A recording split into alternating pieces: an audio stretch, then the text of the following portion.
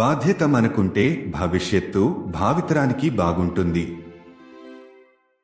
ఇలాంటి సత్ప్రయత్నంతో లా awareness video సిరీస్ను ప్రారంభించడం న్యాయ విద్యకు స్ప్రింగ్ బోర్డ్గా ఉపయోగపడుతుంది. ఈ వీడియో కొనసాగించినప్పుడు ఐపీసీ 1860లోని సెక్షన్ 35 గురించి సంక్షిప్తంగా తెలుసుకుందాం. వీక్షకులను వారి అభ్యాసాన్ని కొనసాగించమని అభ్యర్థిస్తున్నాము. తద్వారా మనము చట్టపరమైన విషయాల్లో లోతైన అవగాహనకు మార్గం సుగమం చేయగలుగుతాము. ఇండియన్ పీనల్ కోడ్ 1860 లేదా ఐపీసీ 1860లోని సెక్షన్ 35 నేర బాధ్యతను నిర్ణయించడంలో ఉద్దేశం మరియు జ్ఞానం యొక్క భావనను స్పష్టం చేయడంలో ప్రాథమిక పాత్ర పోషిస్తుంది. ఇది నిర్దిష్టంగా ఉద్దేశించినది కానప్పటికీ దాని సంభావ్య పర్యవసానాల గురించి తెలుసుకోవడం ద్వారా చట్టం చేసిన పరిస్థితులను వివరించడానికి ప్రయత్నిస్తుంది. ఐపీసీ సెక్షన్ 35 ఇలా పేర్కొంది: అటువంటి చర్య నేరపూరిత జ్ఞానం లేదా ఉద్దేశ్యంతో చేసిన కారణంగా నేరమైనప్పుడు, అటువంటి జ్ఞానం లేదా ఉద్దేశ్యంతో ఆ చర్యను చేసే ప్రతి వ్యక్తి ఆ చర్య అటువంటి ఉద్దేశ్యంతో లేదా జ్ఞానంతో చేసినట్లయితే అదే శిక్షకు బాధ్యత వహిస్తాడు. వివరణాత్మక వివరణ 1. బ్రిడ్జింగ్ ఇంటెన్షన్ మరియు నాలెడ్జ్. సెక్షన్ 35 ఉద్దేశం మరియు జ్ఞానం మధ్య అంతరాన్ని తగ్గించడానికి ప్రయత్నిస్తుంది.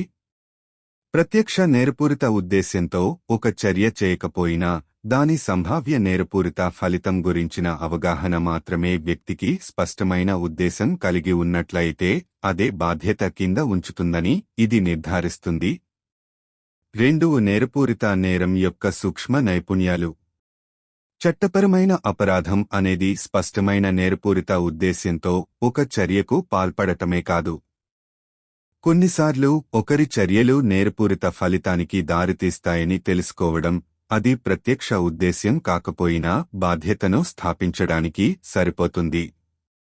సెక్షన్ 35 అపరాధం యొక్క ఈ లేయర్డ్ అవగాహనను లోతుగా పరిశోధిస్తుంది.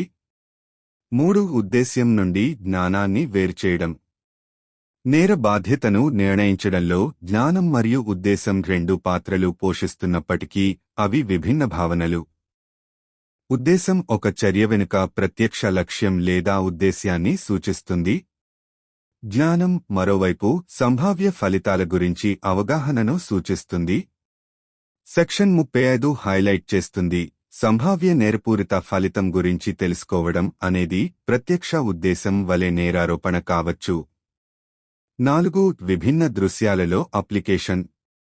ఒక వ్యక్తి ఎవరికైనా హాని తలపెట్టకుండా రద్దీగా ఉండే ప్రదేశంలో ఎత్తు నుండి బరువైన వస్తువును విసిరే దృశ్యాన్ని ఊహించండి. వారు గాయపడాలని లక్ష్యంగా పెట్టుకోకపోవచ్చు, కానీ సంభావ్య ప్రమాదం వారికి తెలుసు. ఇక్కడ సెక్షన్ 35 వ్యక్తికి హాని కలిగించే సంభావ్యత గురించిన జ్ఞానం మాత్రమే వారు గాయపరిచే ఉద్దేశ్యంతో వస్తువును విసిరినట్లుగా వారిని జవాబుదారీగా ఉంచుతుందని సూచిస్తుంది. 5. చట్టం యొక్క నిరోధక కోణాన్ని సమర్థించడం.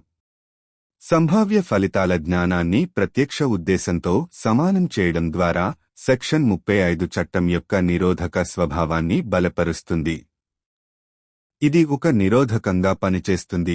సంభావ్య హాని గురించి తెలుసుకుని మరియు సంబంధం లేకుండా వ్యవహరించడాన్ని ఎంచుకునే వ్యక్తులకు సంకేతాలు ఇస్తుంది, వారిని నేరపూరిత బాధ్యత పరిధిలో ఉంచుతుంది. 6. చట్టపరమైన వివరణలు మరియు సవాళ్లు. న్యాయ విచారణలో సెక్షన్ 35 ప్రత్యక్ష ఉద్దేశాన్ని నిర్ధారించడం కష్టంగా ఉన్న దృశ్యాలను అర్థం చేసుకోవడానికి ఒక లెన్స్ను అందిస్తుంది. అయితే ఇది సవాళ్లను కూడా కలిగిస్తుంది.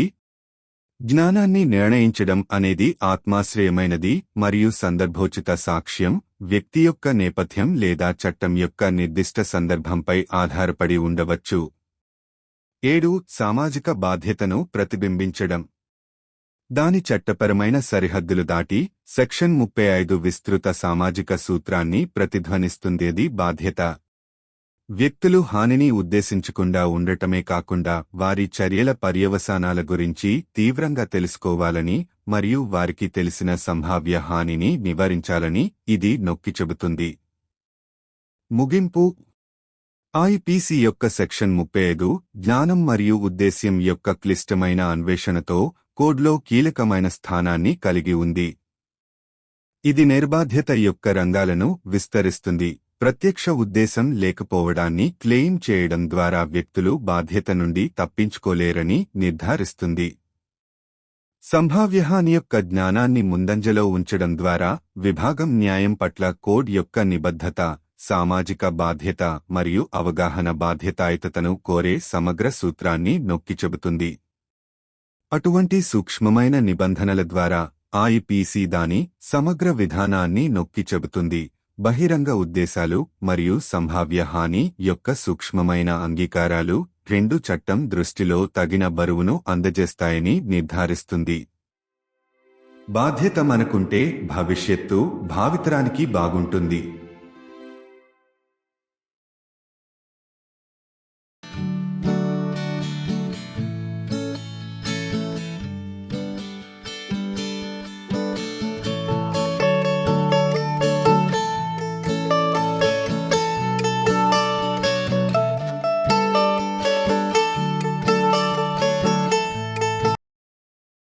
कानून जागरूकता वीडियो श्रृंखला की शुरुआत कानूनी शिक्षा के लिए एक स्प्रिंग बोर्ड के रूप में कार्य करती है। जैसे ही हम अपनी चर्चा समाप्त करते हैं, हम दर्शकों को अपनी सीख जारी रखने के लिए प्रोत्साहित करते हुए कहते हैं, आइए आईपीसी 1860 धारा 35 के बारे में जानें और इस प्रकार हम गहन कानूनी समझ का मार्ग प्रशस्त करते हैं।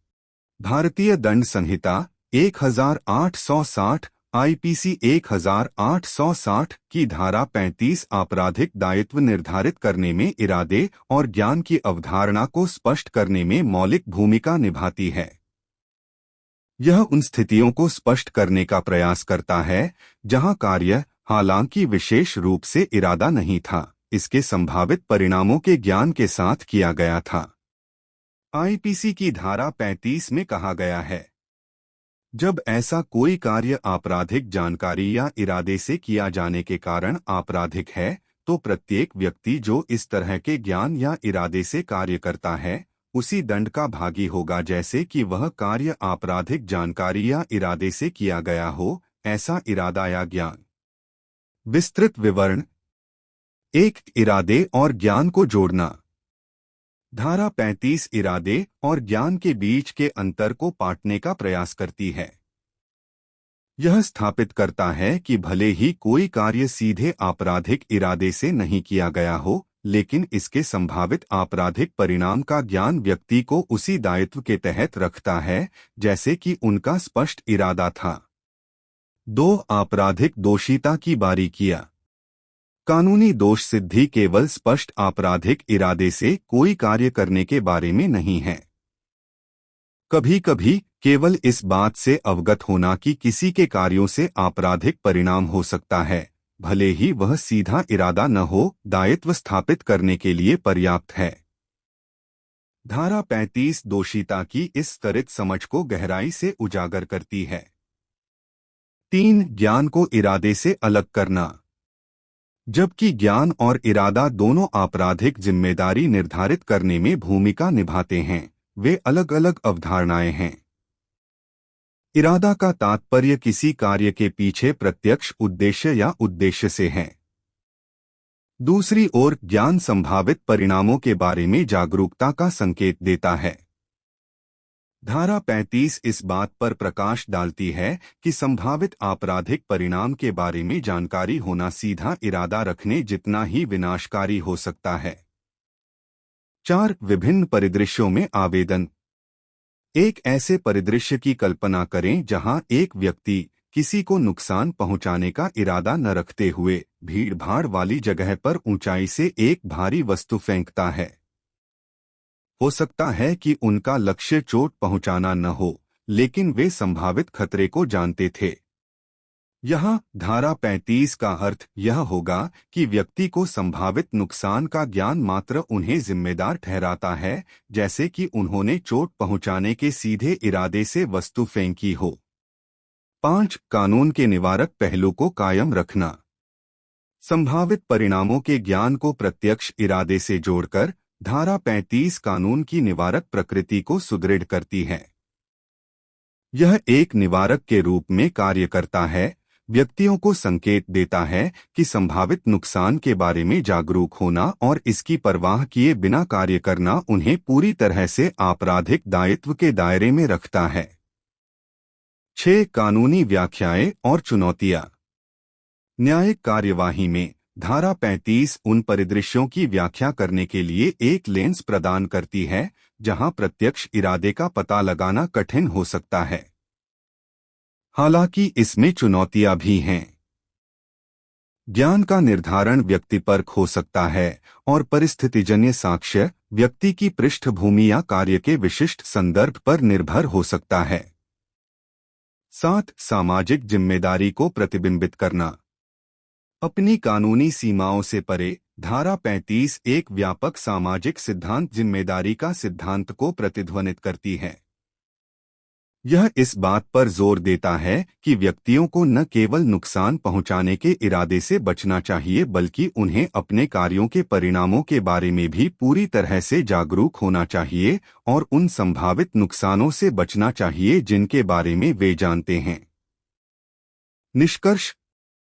आईपीसी की धारा 35 ज्ञान और इरादे की जटिल खोज के साथ संहिता के भीतर एक महत्वपूर्ण स्थान रखती है। यह आपराधिक दायित्व के दायरे का विस्तार करता है। यह सुनिश्चित करता है कि व्यक्ति केवल प्रत्यक्ष इरादे की कमी का दावा करके जिम्मेदारी से बच नहीं सकते हैं। संभावित नुकसान के ज्ञान को सबसे आगे रखते हुए यह अनुभाग न्याय, सामाजिक जिम्मेदारी और इस व्यापक सिद्धांत के प्रति संहिता की प्रतिबद्धता पर जोर देता है कि जागरूकता जवाबदेही की मांग करती है। ऐसे सूक्ष्म प्रावधानों के माध्यम से आईपीसी अपने व्यापक दृष्टिकोण को रेखांकित करता है, यह सुनिश्चित करते हुए कि संभावित नुकसान के स्पष्ट इरादों और सूक्ष्म स्वीकार्यता दोनों को कानून की नज़र में उचित महत्व दिया जाता है। यदि हम जिम्मेदार हैं, तो भविष्य आने वाली पीढ़ियों के लिए अच्छा होगा।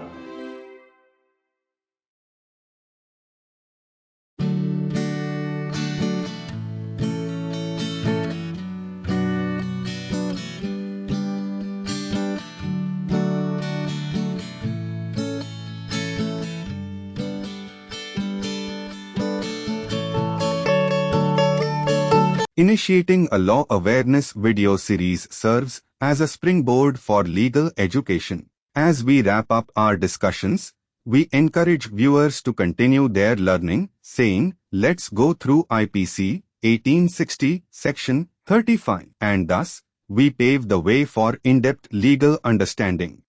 Section 35 of the Indian Penal Code, 1860, IPC 1860, plays a fundamental role in clarifying the concept of intention and knowledge in determining criminal liability. It seeks to elucidate situations where the act, though not specifically intended, was done with the knowledge of its likely consequences. IPC Section 35 states, when such an act is criminal by reason of its being done with a criminal knowledge or intention, every person who does the act with such knowledge or intention shall be liable to the same punishment as if the act were done with such intention or knowledge. Elaborated description. 1. Bridging intention and knowledge. Section 35 seeks to bridge the gap between intention and knowledge.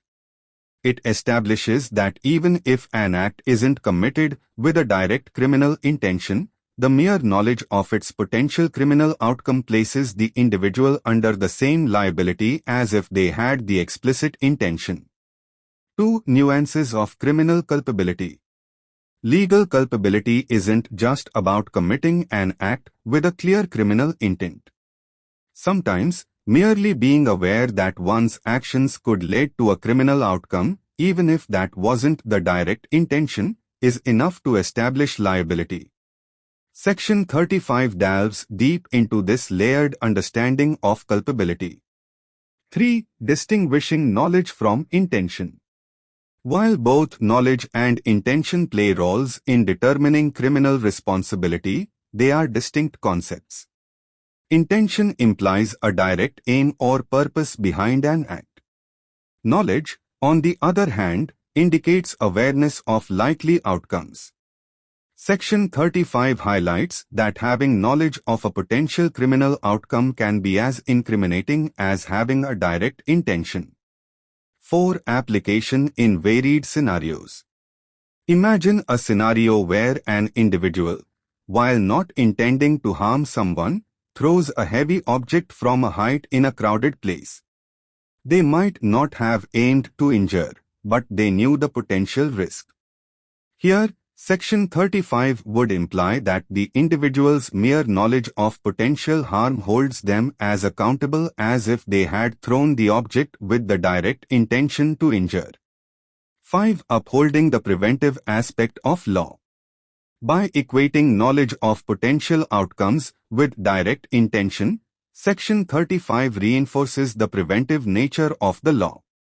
It serves as a deterrent, signaling to individuals that being aware of potential harms and choosing to act regardless places them squarely within the ambit of criminal liability.